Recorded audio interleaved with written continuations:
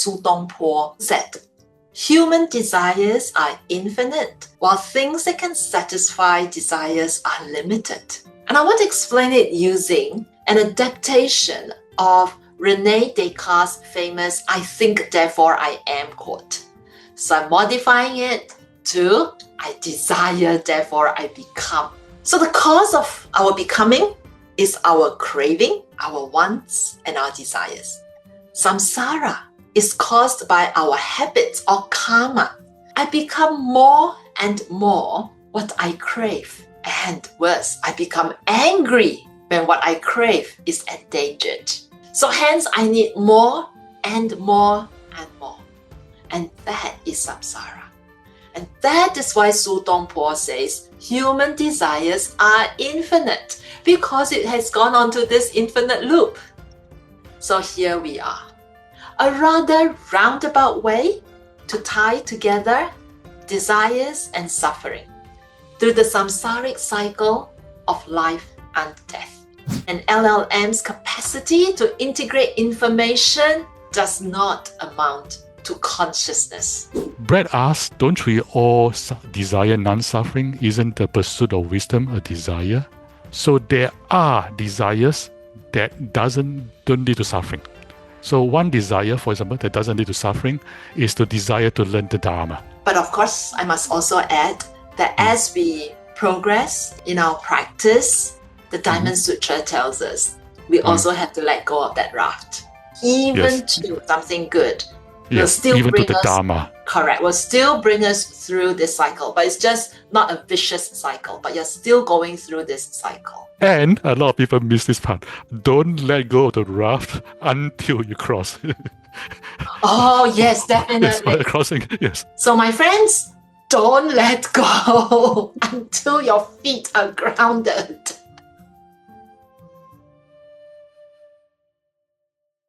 Friends, welcome to episode 29 of Vibe with Venerables. 1 hour of live Dharma and dialogue where you get to talk directly to a respected Venerable. I'm Ming, co-founder of Buddhism-dot.net and your host. Today, we continue to have our very awesome teacher, Venerable Dr. Juewei, director of Nan Tien Institute's Humanistic Buddhism Center and the head of program for the Institute's Applied Buddhist Studies and Humanistic Buddhism. In today's session, we will continue to explore the 8 realizations of the great beings, and we will specifically be talking about the second realization of great beings. Venerable Juewei will explain to us why and how desire causes suffering. And I have so much desire to hear that. So Venerable will speak for roughly 30 minutes and then answer your questions live. As a reminder, this session will be recorded and then uploaded onto YouTube. And if you're comfortable doing so, we'd like to invite all of you to turn on your camera so that Venerable can see your lovely faces on the screen in front of her. With that, dear Venerable, my friend, can we have you lead us with a prayer? Thank you. Thank you again, Ming. Auspicious greetings to you and everyone online. If you're new to this series, please allow me to welcome you. And if you have been here before, welcome back.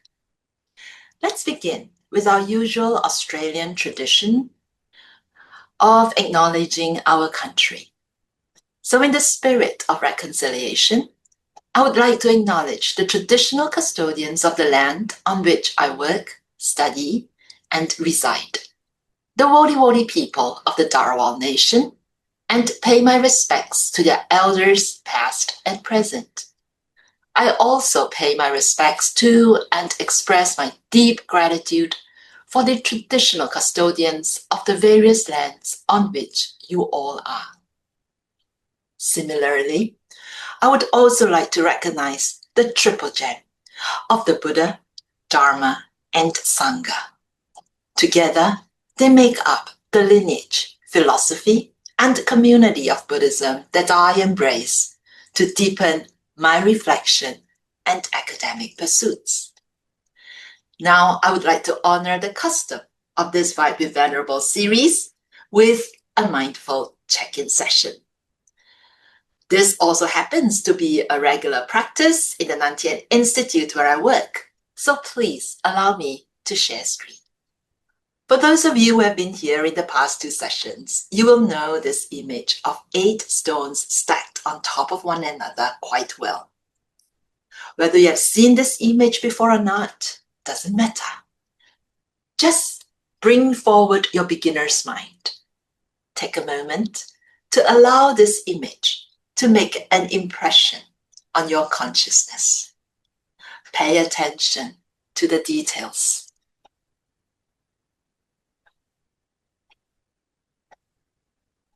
Now when you're ready, please close your eyes. We'll begin with the body scan. Focusing first your attention on your forehead. And relax your forehead.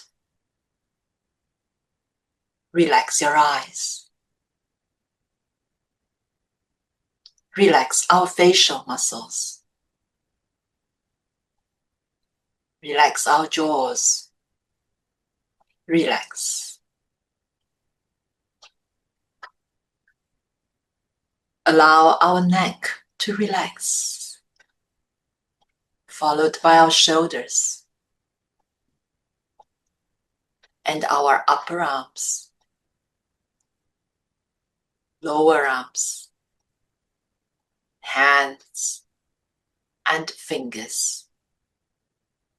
Relax.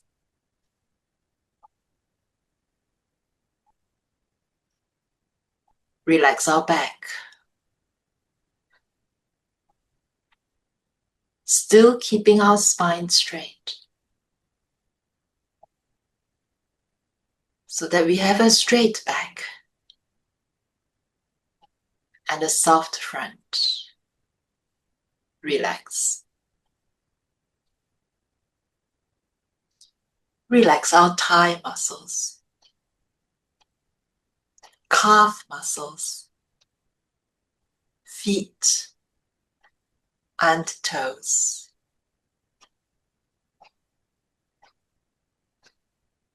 Relax.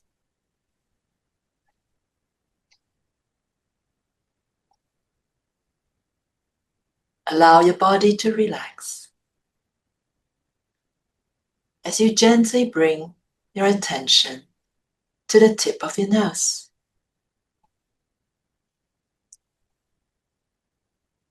Observe our in-breath and out-breath without control and without judgment. Relax. Just observe our breath nourishing us for the next few moments.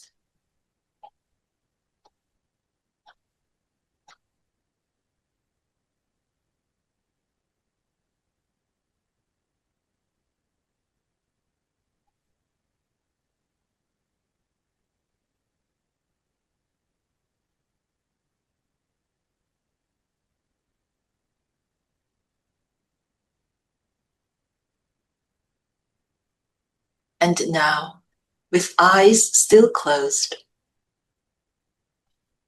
but in your mind's eye, recall that image of the stacked stones. Do you recall how the stones were stacked? How many colors or shades of color do you recall of each stone? What is the texture of the stones? Do you recall the water in the background? The sky in the background? Or anything else in the foreground or background? There is no need to struggle. Simply allow the image to return to you in whatever way it likes. And when you're ready, please feel free to open your eyes and return to our Zoom space together. You may also use this opportunity to look at the image on the screen again. How different is your mental image from this one on screen? My friends, last week I invited you to share with me your learning intentions. Specifically, the one thing that you hope to take away from last week's 1-hour session. I summarized your responses in the diagram on the screen. And as I processed your replies, I cannot help but feel that either you were very ambitious or you had a very high expectation of me. So I categorized them into 4 major themes. The first is about learning and wisdom. Most popular, there were 7 responses, as you would like to seek deeper understanding of the teachings in this sutra. So it's very knowledge-based, wisdom-based. The second is on your personal transformation. That was central to 6 responses, as you would like to be better, more grounded, and you wish to open your heart more. Then came practical application or daily life application, as you wish to integrate impermanence into your daily life and relationships, including releasing your loved one with tender care. Finally, you did not forget community connection, to share wisdom and co-create with like-minded practitioners. These are all such excellent intentions, and I hope that you will continue to grow along the way. So let's try to make our learning intentions more intentional. So shall we do a poll? Yes, I can do a poll. I prepared a poll for you. Oh, man, that's not the poll I was thinking of. I was thinking of a You should be more digital specific. poll. Oh, okay. Oh, I'm sorry, Meng. Different poll. We are not asking you to fight a war. But in a moment, I'll invite Angela to allow us to run a poll so that we can choose one of these 4 themes. She will run a poll for us and help us reflect on what our intention will be. So you're only allowed to choose one theme. So, my friends, the poll is now open. Please feel free. Is this not a trick question? Just trust your intuition. Whatever comes up first, that's the one you want to submit. And this is an anonymous poll, so please feel free to participate. And there are no right or wrong answers either. So once Angela notices that we are more or less there, she will close the poll and we can all see the results. Okay, so let's take a look. Well, according to the results, it looks like most of us would like to learn the wisdom in the sutra. And that's almost half, 45%, 34%, a large number, are looking at ways to apply it to daily life. And we also have an equal number who are looking for personal transformation and community connection. That's pretty good, Meng, huh? yeah, it's not bad. Okay, let's move on. First, a recap. In the first episode of this series, I introduced my latest definition of humanistic Buddhism as together we suffer, together we awaken, and together we serve. Through this sutra are the 8 realizations of great beings. I would like to suggest that we co-suffer, co-awaken, and co-serve. That is, we cannot do it without one another. Last episode, we looked at the world through the lens of impermanence and discovered how we co-suffered. All of us suffer together by virtue of living in a world in which our planet and all nations are fragile. But suffering is not all bad. In fact, suffering can motivate us to look for a way out. Take, for example, Prince Siddhartha. Through the messengers of old age, sickness, and death, He came to realize that no one could escape this fate. So when he saw the mendicant who remained calm after understanding the truth of impermanence, the prince set out on his path that eventually turned him into the Buddha. Hence, I ended last week with a call to live life, but with a footnote, to do so without attachment. So this is a theme to which we'll keep returning week after week. As was the practice last week, shall we recite this sutra together? Sutra of the 8 Realizations of Great Beings. For all disciples of the Buddha, each morning and night, recite with a sincere mind these 8 realizations of a bodhisattva. First, realize that this world is impermanent and that nations are dangerous and fragile. The 4 great elements lead to suffering and are empty, and the 5 aggregates are without a self. All things arise, cease, change, and become different. They are illusory, not real, and cannot be controlled.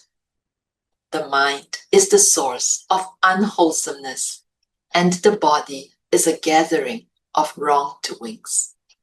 Contemplate this, and you will gradually turn away from the cycle of birth and death. Second, realize that more desire causes suffering. The weariness of the cycle of birth and death arises from greed and desire. Lessen desire and be without any wishes, and the body and mind will be at ease. Let's examine the second awakening again. Realize that more desire causes suffering. The weariness of the cycle of birth and death arises from greed and desire. Lessen desire and be without any wishes, and the body and mind will be at ease. My friends, please think back to your learning intention. What does this second awakening mean to you? Would those of us looking for learning and wisdom get an aha moment as we appreciate the link between desire and suffering? If we are after personal transformation, could we find a way to do more self-reflection? Those looking for practical application may start maybe minimalizing your space. And if we are after community connection, perhaps we can look for ways to co-create a more mindful space. So please feel free to post your thoughts in the chat stream. What does the second awakening mean to you, especially in the light of your learning intention today? I look forward to seeing your responses in the chat. Oh, wow. Thank you. To combat those daily and even hourly or even moment by moment tug of desire, looking for self-regulation. Yes, contentment from moment to moment through meditation, the importance of the middle way. Well, we hope that even if we cannot overcome our fears, our traps in this lifetime, we can at least reduce its grasp on us. That's wonderful that we are starting to reflect on the meaning of this second awakening to us. Very good question, Angie, about whether we should then have no desires at all and give up this life. Not what the Buddha has done. Yes, find strategies to minimize desire, remaining watchful for chances to collaborate with others with similar view of the world. Yes, I think focusing on the present. Thank you. Learn how to lessen greed and desire. Yes, so wonderful. So please do continue to keep the chat alive, keep it going. I am going to Angela is going to probably leave the chat open for a little bit more for us to be able to continue putting your thoughts about what the second awakening may mean to you, while I return to perhaps sharing with you what I can perceive from a Buddhist perspective as to why the second awakening is significant and in fact very crucial. And so crucial that is our second awakening. For that, I'm going to return to a quote in the commentary that my late teacher, the Venerable Master Xing Yun, quoted. So he quoted from an 11th century Chinese poet, Su DongPo, who said, "Human desires are infinite, while things that can satisfy desires are limited." So I want to explain the part about human desires being infinite. And perhaps explaining this part may also help me better reply to George's question last week about our consciousness. So let's give this a try. So in my response to George last week, I talked about something called the sensorium. I believe that the Buddhist project is to understand how our sensorium works, because sutra after sutra, it's warning us, or the Buddha is said to be warning us about how we are misinterpreting the sensorium. And the sensorium is important because it explains how we cognize or generate knowledge. So let us go back. Let's take a closer look at the subject.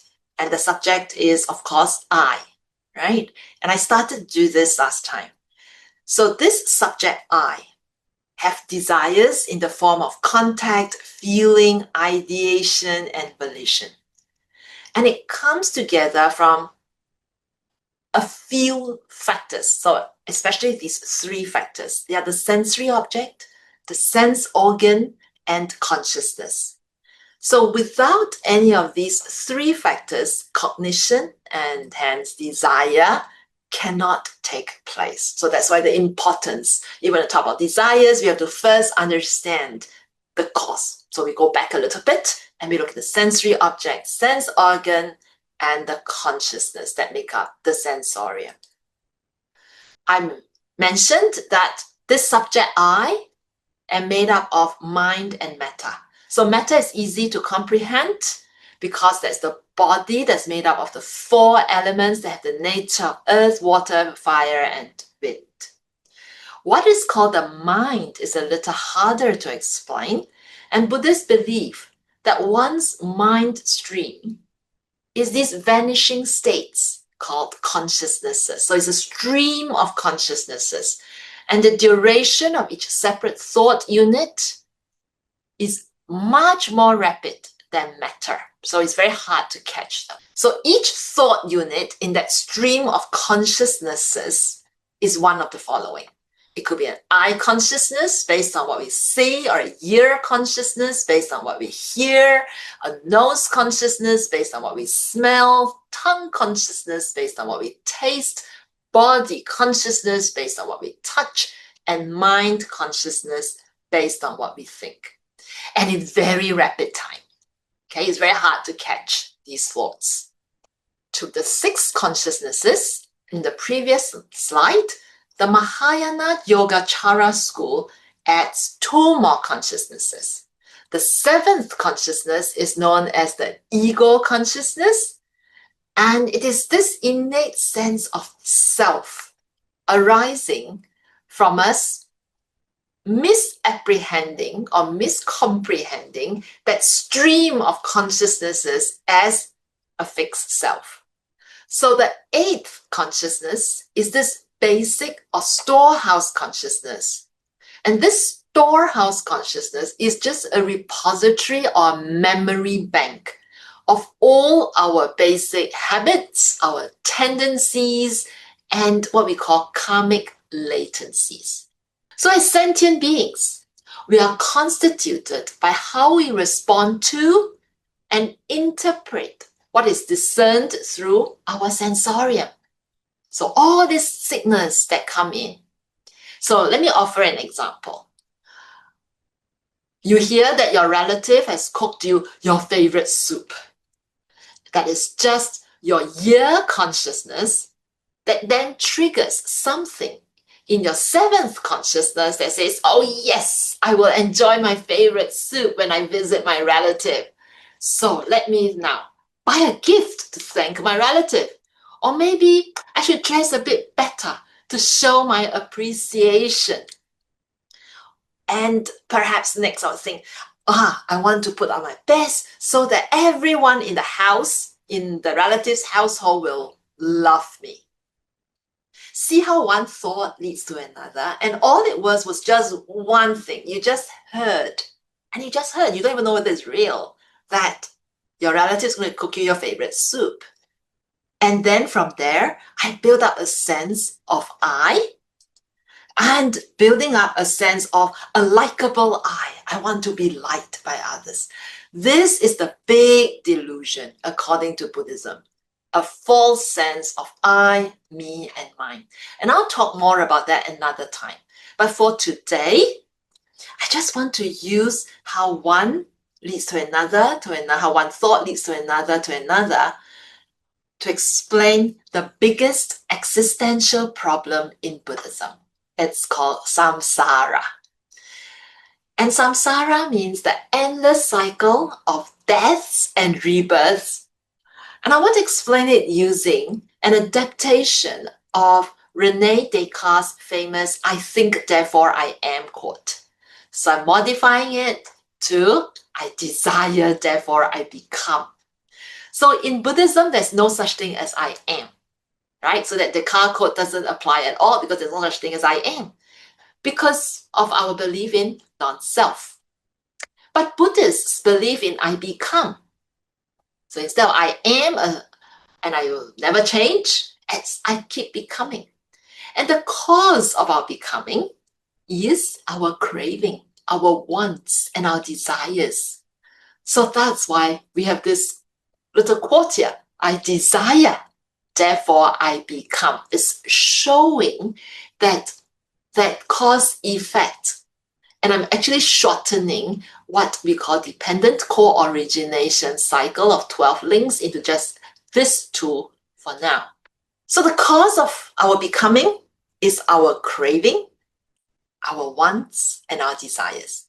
Samsara is caused by our habits or karma, because that is what forms an appropriational circuit between the grasper, for example, the person who wants to be fed, and what is being grasped, such as the delicious soup, the money in the bank, the title on my business card, education degrees on my CV. So through language, sensation, reason, belief, etc., I become more and more what I crave. And worse, I become angry when what I crave is endangered. So hence, I need more and more and more. And that is samsara. And that is why Su DongPo says human desires are infinite, because it has gone on to this infinite loop. So here we are. A rather roundabout way to tie together desires and suffering through the samsaric cycle of life and death. We become what we desire, and because what we become also comes around to cause us to crave more of the same, we end up in the cycle of birth and death related to that desire. So that's why desire causes suffering. So later on, I would love to hear your thoughts to this Buddhist take and how if you go back into what you have put into the chat, take some time to reflect and perhaps share with us how you feel this second awakening can create or has created some wisdom insights for you, how it has perhaps become the seed of a transformation for you, and how you may apply it to the many situations that you have listed, or the communities, how you can be the basis of sharing with your community. But before that, I would like to confess that I was really not too good at answering your questions last week. First, I did not have a very good answer to George's questions, but I hope to remedy that over the next few weeks. But Louisa also asked a question on whether there is consciousness in AI. So I'd like to offer 2 2025 articles that I found. This first one on dehumanizing the human, humanizing the machine, by a multidisciplinary scholar, Sergio Torres Martinez.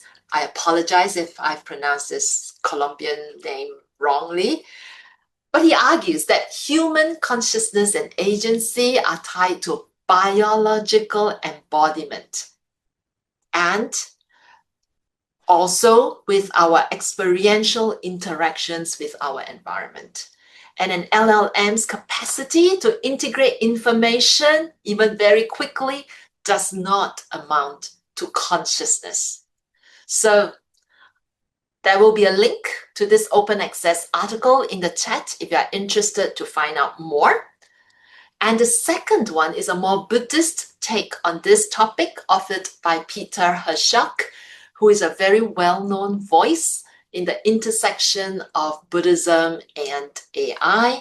And again, a link to this open access article will be in the chat for you if you are interested to find out more. Well, I promised the organizers that we'll leave more time for insights, questions, and discussion. So this is a time now for you. If you prefer not to speak on screen, so don't raise your hand, but you're still welcome to post your comments in the chat.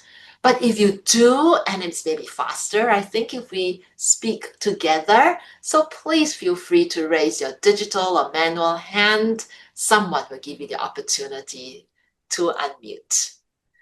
So anything, any insight, any comments, any questions will be a great gift. Thank you, Venerable. As usual, very helpful. Before we begin this discussion, shall we take a moment to just digest, absorb the teachings? So just take a moment to breathe and just reflect on what we have learned.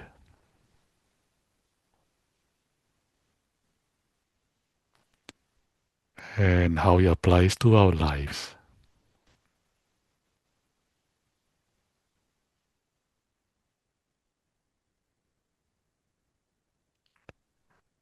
And with that, my friends, thank you for your attention.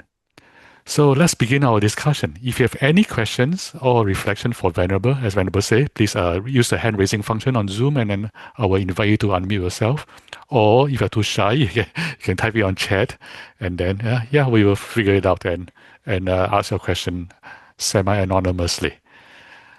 So let's see. I think we have one on chat. What are the strategies to escape desire? Is it realizing the system at work? This is the $1 million question, Meng. And let me see. Who asked? I do have $1 million for you. Sorry. Michael. I'm kidding. Meng, how have you escaped your desires? You have escaped many desires. I can give my answer, but it'll be worse than yours. So I'll just give you the answer first, and then Venerable will say, and then Venerable tell you the real wisdom.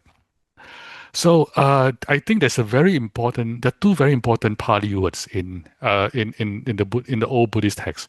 There's chanda and there's tanha. So tanha is translated as craving, and it literally means thirst, as in very thirsty, right? And the Buddha say that tanha is the actual cause of suffering, right? And yeah, so is that's thirstiness, and chanda is broader, is desire in general. And the key realization here is that chanda, that tanha is only a subset of chanda.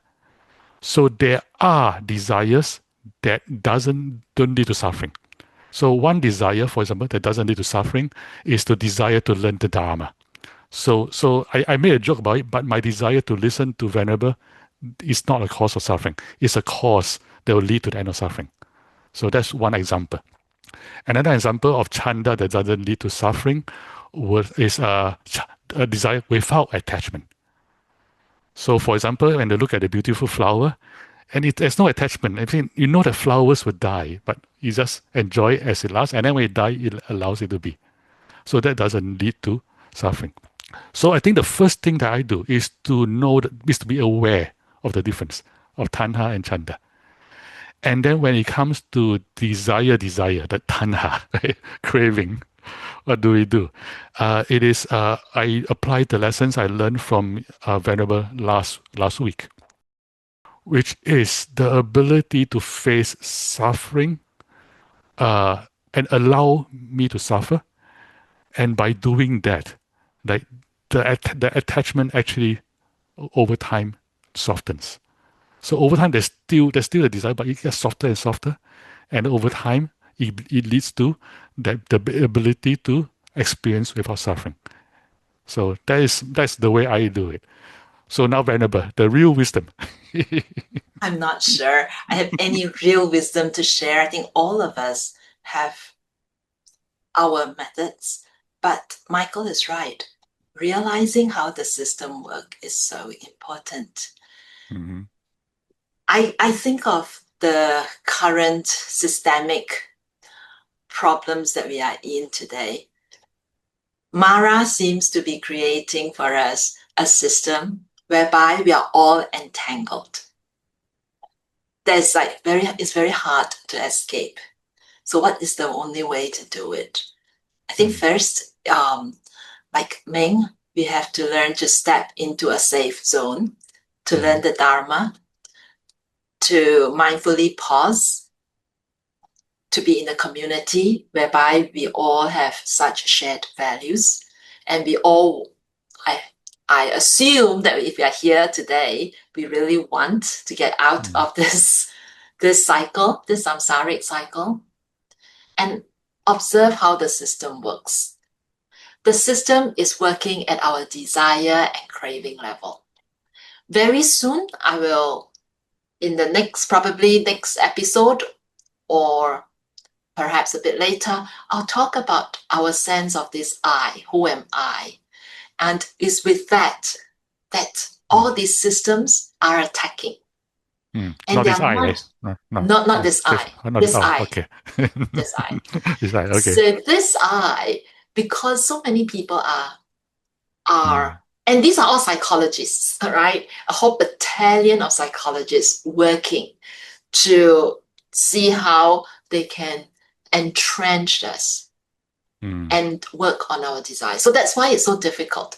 So the fact that you've recognized the difficulty is a first start. Don't you think? Yeah, you're right. That's a beautiful way to say it. Yeah. Yeah. So the minute we know that we have this problem, and we recognize it's a problem, because the first, why awaken, right? Why wake up? Wake up means that we are asleep. That's how we need to wake up. But are we asleep from? That means we are not even aware there is a problem. And we just go with the flow. So congratulations, Michael, you're aware. And once you're aware, you'll find your strategies. Yeah. Okay, let's see. George has a hand raised. I'm going to ask. George, can you unmute yourself? I posted a comment saying that my wanting to know who is looking at the mental formations in consciousness is actually leading to more anxiety and stress. So I realize now that wisdom is gentle, and that if sought aggressively, it will just lead to a more sense of self. So thank you, Sifu. Thank you for Thank you, the wisdom. George. Thank you for sharing. There is in Chan. Well, I come from a Chan tradition, and in Chinese Chan meditation, we are often put into these paradoxical situations whereby you're asked questions like, who is the person who is doing what? So who is the person asking the question, right? Who is that person? And you're supposed to force yourself to the limit. Because only when we have forced ourselves to the limit can we break through. So, for example, there is a gong'an of a goose that has entered a glass bottle, and it grew and it grew and it grew and it grew until one day it couldn't get out of the glass bottle. And the gong'an is, how do you get that goose out without breaking the bottle? That's a beautiful gong'an of getting us to keep thinking and thinking and thinking and thinking until we break our mind. Every way it doesn't work, right? Whatever you do doesn't work. Until, George, when you start to realize, well, actually the goose is already out of the bottle. Until one day when you realize, actually that's not the problem. So, but we have to go through that process, George. And I think it's not for you alone, it's for all of us to go through that process. And as we go through that process and push ourselves to the limit, we either, it's my teacher once said, I told him, oh, I'm so sorry, master. I keep getting you into trouble. I keep bringing all these reporters who ask you these questions that are so sensitive, political questions. And he goes like, he loves it. He loves it because it's us moving. It's like him being pushed to the edge of a cliff, and he watches himself. Does he then fall and crash into pieces, or he soars out into the sky? So it's the same. So, George, I hope that you will soar up into the sky shortly. Thank you. Thank you, George. We have a hand raised from Gloria. Gloria, can you please unmute yourself? Thank you. Thank you very much. I caught myself the other day. I was driving and I was thinking of a friend who is traveling, and I felt a pain of jealousy. And I paused. I'm like, wait a minute, Gloria, you don't want to travel? Like, it was a knee-jerk reaction, like how I would have been a couple of years ago, because I would want to travel. I'm like, you're happy where you are. So it's an old habit of when somebody's traveling or somebody's doing something, it's like, oh, instantly I'm desiring that. I'm like, no, you don't even want to go. You don't even like traveling. So where's the jealousy? So how does your mind just like go there? When you think of, oh, I'm mindful and I'm aware, and all of a sudden this jealousy just pops up, and it's from the old self. I don't understand how that pops in. Thank you, Gloria. You're mentioning something that's so familiar to all of us. The more you resist something, the more it will pop back. So, first of all, in our stream of consciousnesses, you already have that travel seed, the travel bug was already there from the past. And you expect it to be just gone? No, but it's diluted. The fact that you're so aware, it's a good sign. Think of the number of people who are not even aware that sense of jealousy, and then the whole what did they call it? Rumination starts around. Oh, why is that person traveling? And it goes on and on. But you stopped yourself in time, and the more you stop yourself, I'm sure one day it won't even bother you if anybody travels or not travel.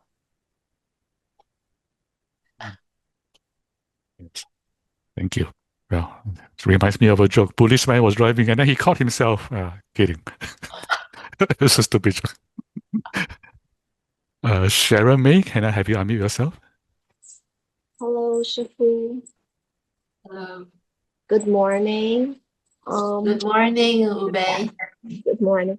I have my question is kind of related to what Sister Gloria just said earlier, and I think now hearing her speak, it kind of somehow answers my questions. Because for me, I have a fear of destitution that takes root from time to time. Like, I go to bed and I'm fine. And then I wake up in the morning, I'm fine. And all of a sudden, this fear just pops in, like from nowhere. And I cannot understand where it's rooted because I have not been aware that I am one who possesses an insatiable desire for luxury or, for a luxurious life. How can I use this second realization of the eight to better address or respond to this fear attack? Because it just comes. And then now that I'm learning Buddhism, I really do try to use impermanence and emptiness to respond to it. But how come it keeps coming back? Like I would have like a whole period of calm and, just wake up one morning and here it comes again. Why? But yeah, as Gloria just said, it's maybe habit, maybe my past life or whatever. But how come even when I try to cultivate now, it still keeps coming back? Okay. Thank you, Ube, for putting into words and sharing with us something so intimate to you. I first of all want to thank everyone for sharing this because it's not easy for you to reveal who you are and your fears and your cravings and your desires. So thank you so much, Gloria and Ube and everyone. But I hope we are creating in here a safe space, and also your gift of question will trigger others and help others who are facing similar situations. So Ube, first of all, I'd like to suggest you have a little journal beside you. And every time you have that thought, write it down. Next time, write it down. And then you measure the distance between those thoughts. Perhaps it could be that initially it would be weekly, maybe after that be fortnightly, after that be monthly, and that will be progress. To think that just because you know and therefore you can successfully overcome what has been in our karmic cycle immediately, I think is too much to ask of ourselves. Otherwise, you don't need practice. What is practice about? If theory can immediately lead to success, it's like, okay, I don't know how to swim, and one day I learn how to swim, and then after that I can become a champion. I mean, no way, right? So what does it mean? It really means I need to keep practicing. So if you write it down, you become more aware. And then you keep reminding yourself, come back to this lecture, go find this lecture and review it. After you review it, you ask, what does it mean to me this time? What is your reflection? What do you take back from this time, this reviewing of the lecture? And hopefully over time, you will find in your journal the gap between when this thought comes back as being a bigger gap over time. Okay, thank you, Shifu. Thank Beautiful, you. Sifu. Sifu, can I add a little bit to that, if you don't mind? Please. So yes, Ube, as Sifu says, it is the progress. You can measure progress through how often it comes back. The thought comes back, and you notice that the time between the thoughts gets longer and longer over time. I mean, of course, there's fluctuation, but it's longer and longer over time. And then there's one other dimension I want to suggest, which is intensity, which is that over time, not just that the thought comes about less often, it becomes less painful over time. And if you keep doing that, I want to suggest there reaches a point where you stop believing in the thought. The thought comes back and it says, yeah, I mean, I can see the neurons firing, but I also know it's not real.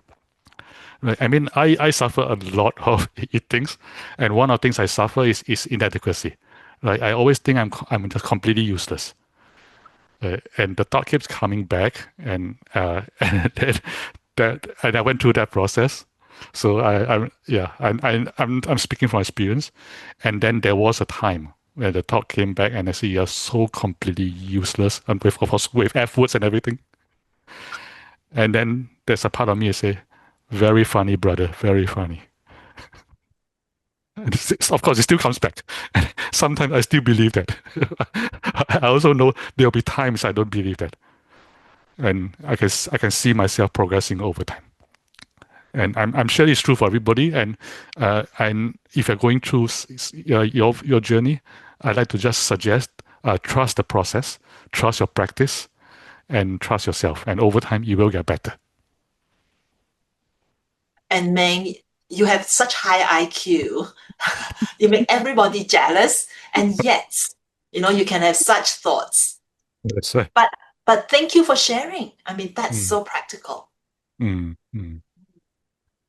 Okay, let's see. I think Brett has a question. Brett, maybe let's go to Brett, and then we end with Jiwon. Brett asks, don't we all desire non-suffering? Isn't the pursuit of wisdom a desire? Yeah, I think that you've answered that, Meng. That's right. Yeah, the chanda thing. Yes. So there are desires that are not. There are chandas that are not tanhas. So there are desires that are not unskillful. And the skillful desires are the ones that lead us out of suffering by reducing greed, hatred, and ignorance. Yeah. So, for example, if I desire to be compassionate, that reduces hatred. So it leads us out of ignorance. For example, but of course, I must also add that as we progress in our practice, the Diamond Sutra tells us we also have to let go of that raft. That's right. Non-attachment. Any attachments, even to something good, will still even bring to the us, Dharma, even to Buddha and Dharma. Yes. Correct. Will still bring us through this cycle, but it's just not a vicious cycle, but you're still going through this cycle. Yeah. You're still in samsara, basically. That's right. It's just you're going to better realms, the heavenly realms. Yes, and a lot of people miss this part. Don't let go of the raft until you cross. Oh, yes, definitely. Yes, crossing, yes. And then after you cross, then there you go. Don't let go half stream. I have to tell you a real story. Okay. Happened to me, and this is really my learning lesson. I went to the gym last year. I stopped going to the gym since, but I went to the gym last year, and the gym instructor goes like, "Oh, you look like you can do chin-ups." So okay, I do chin-ups, and so I started doing chin-ups. And on the third time up on that, so what happens is that there is because I'm not tall enough, so they put a little bench, and so I can jump up and I can come down, and my feet can land on the bench. The problem is that one time my feet hasn't landed on the bench, and I let go, so I fell. So my friends, don't let go until your feet are grounded. That is really, big lesson. Big lesson. I did that because I forgot to tell you a joke last week, when I had a head, so hats off to you. Hats off, yeah. You've got all your props beside you. I know, right? And hats. I even prepared the monkey wrench just in case, we have to repeat of the monkey wrench thing. Good job. Thank you. Okay, we have June, and this probably will be the last question. Venerable. Actually, my question is not quite ready, but I'm just hoping that you can give me any advice on my thoughts. So first, like, because I came late, maybe probably if you all have already covered, you just tell me, Gia, just go back to the recording. That's totally fine. But after your talk, I'm suddenly like thinking, oh, I'm suddenly reflecting on my own desires. So mentally, of course, I have numerous desires. Like, for example, oh, I want to hang out with my friends. Then, like, I know, like, it's the root cause of this desire. So I'm suddenly wondering, like, why desire happens. So, like, this kind of mental desires, it's pretty clear that it comes from my ignorance that I believe about separate itself. So I constantly feel lonely and then I wanna meet my friends or like have a romantic relationship, things like that.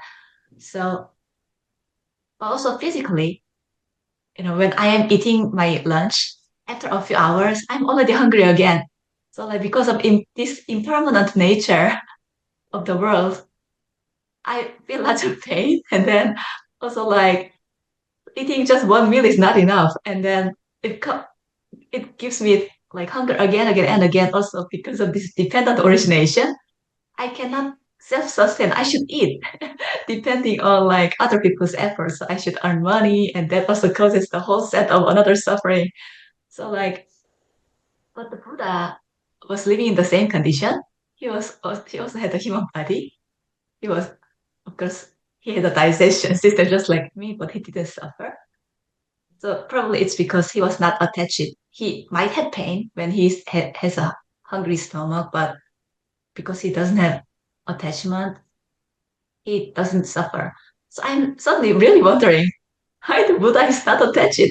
So like the immediate thing that comes to my mind is that he already noticed the impermanence of nature, so nothing to grasp.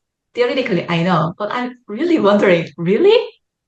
That really makes just think knowing like the impermanent, it's really impermanent. I also know it by brain, right? Although I cannot embody that wisdom. Really, that really makes someone fully not attached and get out of suffering. Do you have any advice on this? Thank you, June. You have such a good train of thought. Just keep going. I think you've pieced together the answer to your question. Look at attachments, right? Say live life without attachments. Attachment to what? The most primal confusion we have is an attachment to our sense of self, our identity. Something I'll talk about later, because our future awakenings will gradually move into those sense of self. But that is our most basic confusion. And that's what's driving all our desires. Now, to eat in order to quench our thirst is not a problem. But the desire for my favorite soup is. Right? Whereas if all I want is just drink water because I'm thirsty, I'm just solving a problem. And I'm giving nutriments to my body. But if I treat it that way, that's good. So, for example, in our temple, we have these 5 contemplations when we eat. It's not that we don't eat at all. They say, oh, no desire, we don't eat. And then we become what? I don't know. We'll just all become ascetics. But no, we still eat.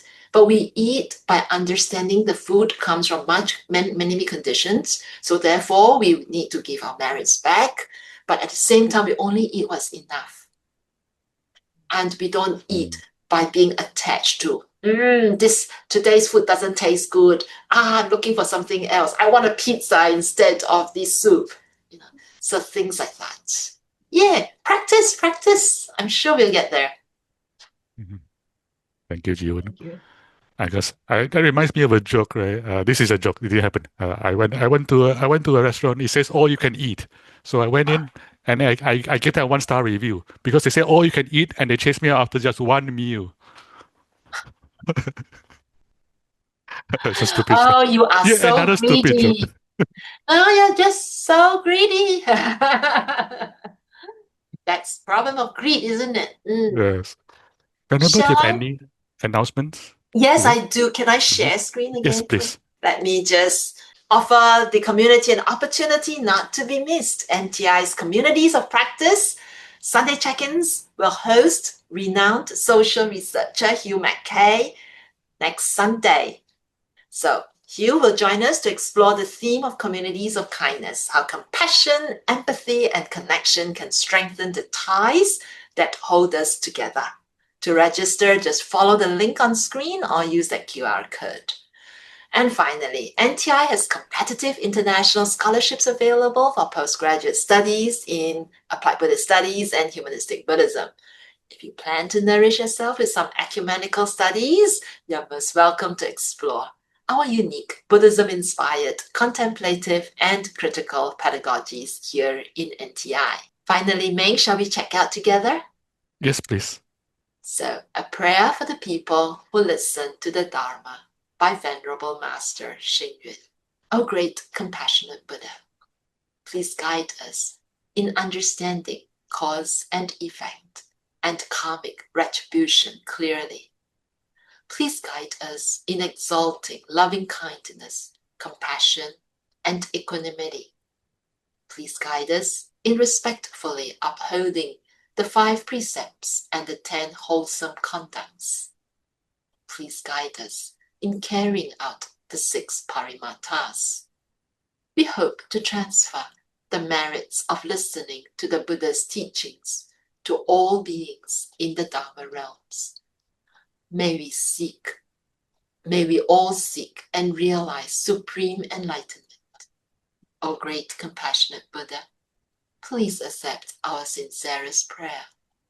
O great compassionate Buddha, please accept our sincerest prayer. Sadhu, sadhu, sadhu. Sansai, sansai, sansai. Thank you, Venerable. My friends, please all bow to our teacher. Thank you, teacher. So, thanks, Venerable, for being with us. This recording will be uploaded onto the Buddhism.net YouTube channel. As usual, like, subscribe, tell all your friends.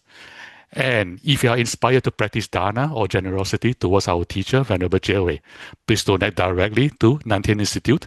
We'll be sharing the link by chat and by email. So after this, my friends, we'll be taking a 2 weeks break. And we will return on the week of Valentine's Day. So you go vibe, you come vibe with Venerable, and then you go vibe with Valentine. So samsara, nirvana then samsara. And in the meantime, we have a bonus for you. So during our break, we will be launching an after vibe practice circle.